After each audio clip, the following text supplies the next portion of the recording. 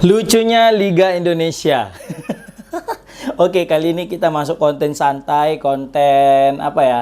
Bisa kita bilang kayak konten-konten canda-canda spokol ya, nggak serius-serius sekali. Jadi aku menilai ini opini aku ya. Kalau misalnya kalian punya opini lain, mungkin bisa komen di kolom komentar. Mungkin kita bisa saling sharing opini. Yang aku lucu daripada liga kita ini, Liga Wakanda kita bilangnya, yaitu adalah tentang transfer pemain dan pelatih. Kenapa aku bisa bilang lucu transfer pemain dan pelatih? Ya pasti ada alasan. Yang pertama itu transfernya itu sangat berbeda ya dengan transfer-transfer yang kita lihat di liga luar negeri. Ya mungkin ini juga wajar sih kenapa berbeda ya, karena negaranya juga ada beda gitu kan. Yang kedua, kita juga bukan negara, belum menjadi negara maju, masih negara berkembang. Pasti dari segala sektor masih berkembang, bukan maju. Karena kalau patokan kita ke liga-liga luar pastilah maju. Yang pertama itu masalah transfer pemainnya. Ada yang lucu, ketika sebuah klub itu dia membeli pemain, dia itu membeli pemain tapi tanpa ada pelatih dulu. Nah, gimana coba bayangkan? Jadi kita itu beli pemain, terus pelatih belum tahu siapa. Biasanya kan orang beli pemain itu sesuai dengan kepengennya pelatih. Atau mungkin pelatih kan punya skema ya, punya ciri-ciri pemain yang ingin ia rekrut, sehingga bisa jalan skema yang ia inginkan. Tapi yang terjadi di liga kita ini, kebanyakan itu manajemen membeli pemain, terus pelatihnya belakangan. Bahkan ada, dia udah beli beberapa pemain, tapi belum tahu siapa pelatihnya. Nah, itu ada terjadi. Jadi pelatih datang hanya melatih dengan pemain yang ada.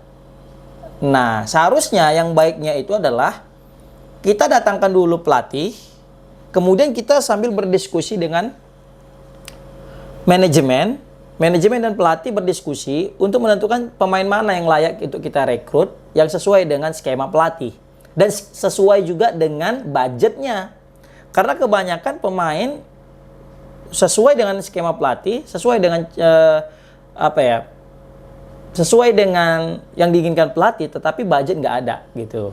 Nah, jadi kalau misalnya yang kita lucukan di situ adalah pelatihnya dulu belakangan, tapi pemainnya dulu udah ada gitu kan. Maunya kan pelatih dulu ada, baru pemain kita transfer gitu kan. Contoh nih, kayak sekarang aku kan lagi pakai baju MU nih. MU kan pasti memang manajemen nyari pemain gitu. Manajemen beli pemain, transfer pemain. Kayak kemarin yang terbaru tuh Leny Yoro sama Zexi kan. MU beli pemain itu pasti juga ada pertimbangan dari pelatih. Dari seorang pelatih, dia nanya pasti ke Erik Ten Hag. Ten Hag, ini aku mau beli pemain nih, namanya Zexi, cocok nggak kau rasa? Kan gitu. Atau mungkin Ten Hag sendiri yang mungkin diberikan keleluasaan. Makanya lah dapat Anthony Gasing sama Lisandro Martinez. Meskipun pemain yang diinginkan pelatih kadang nggak sesuai dengan yang diharapkan. Contoh kayak Gael Gasing itu kan pemain yang diinginkan pelatih, tapi malah nggak berjalan mulus gitu kan, malah kayak buang-buang duit 100 juta. Tapi kan ada juga yang bagus kayak Lisandro Martinez, itu memang betul-betul memberikan dampak yang positif. Nah, jadi yang lucunya itu, kebanyakan liga kita itu banyak manajemen membeli pemain, tapi pelatihnya belum tahu siapa. Mending kalau pelatihnya udah tahu, tapi nanti dikonfirmasi. Atau mungkin belum publish tapi memang udah punya kesepakatan dengan pelatihnya, itu beli pemain juga udah nanya-nanya gitu. Tapi kayaknya jarang sih ada pemain model seperti itu. Pasti biasanya here we go dulu, baru menentukan pemain gitu kan. Atau mungkin here we go pemainnya, baru menentukan pelatih. Nah, itu masih sering terjadi di liga kita. Tapi itu kurasa wajar sih ya, itu masih terjadi di liga kita karena liga kita ini kan masih dalam masa peralihan mau menuju profesional. Mungkin sebelumnya kita itu berada di masa kegelapan di liga-liga dulu, yang dualisme yang kita sempat juga dicekal FIFA ya, dibekukan FIFA. Nah, dengan sistem liga yang sekarang ini kayaknya aku udah mulai melihat ada perubahan.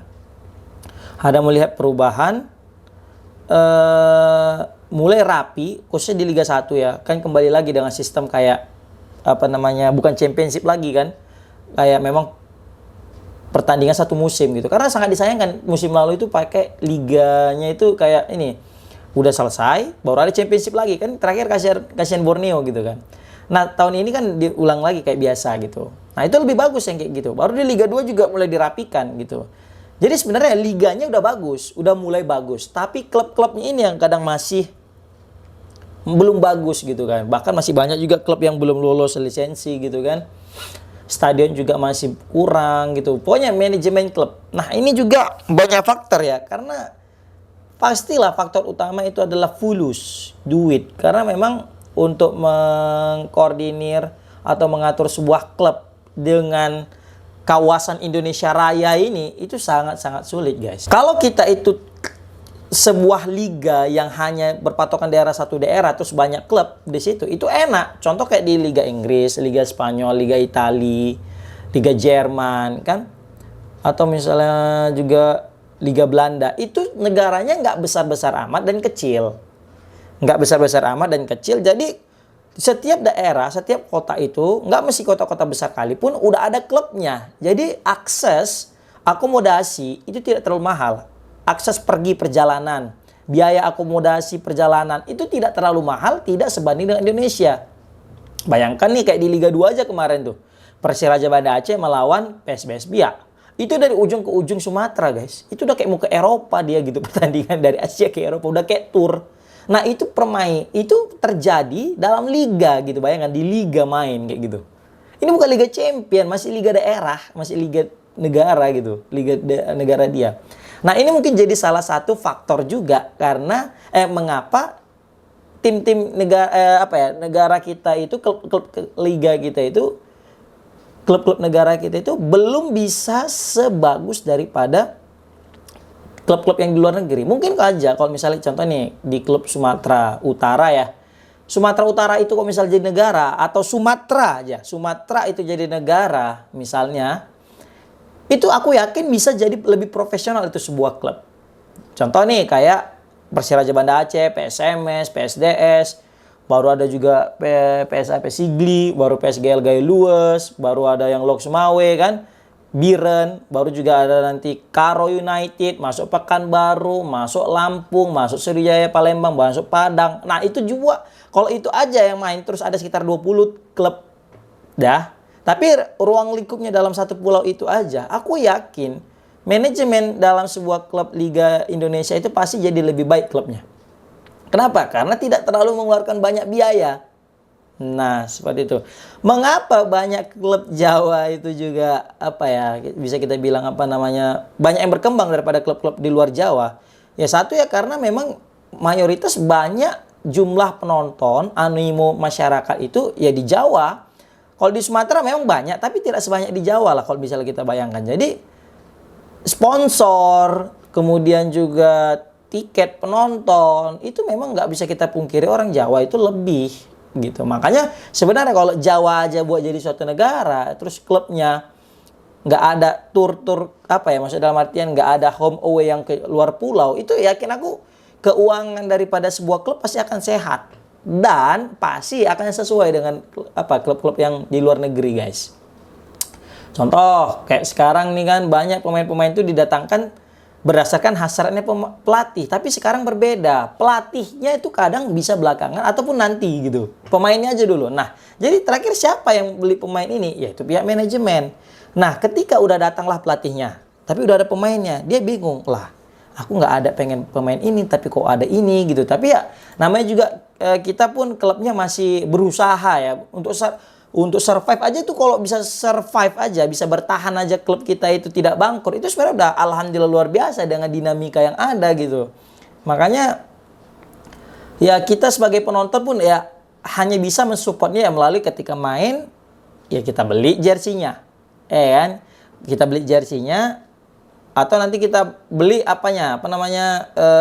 tiketnya, masuk kita nonton stadion kan gitu kan. Pokoknya ada yang berkaitan dengan, contoh aku kan supporter PSMS. Nanti main PSMS di Teladan ya aku tonton, aku beli tiketnya kan gitu kan. Itu at least menjadi sumbangsi kita sebagai penonton untuk membangun sebuah klub, ya kan, memberikan dukungan. Selain dukungan ketika pertandingan, dukungan secara ini juga sih, secara finansial kepada sebuah klub. Nah, menurut kalian gimana guys? Gimana tanggapan kalian lucunya klub Liga Indonesia? Atau kalian punya beberapa opini atau mungkin ide atau mungkin pendapat tentang lucunya Liga Indonesia? Itu mungkin yang pertama yang aku temui. Banyak pemain yang datang dulu yang ditransfer baru nanti pelatihnya. Padahal seharusnya kan pelatih dulu baru pemain belakangan sesuai dengan kriteria pelatih. Nah, kalau menurut kalian apalagi yang kalian temukan yang agak-agak lucu di liga kita ini guys?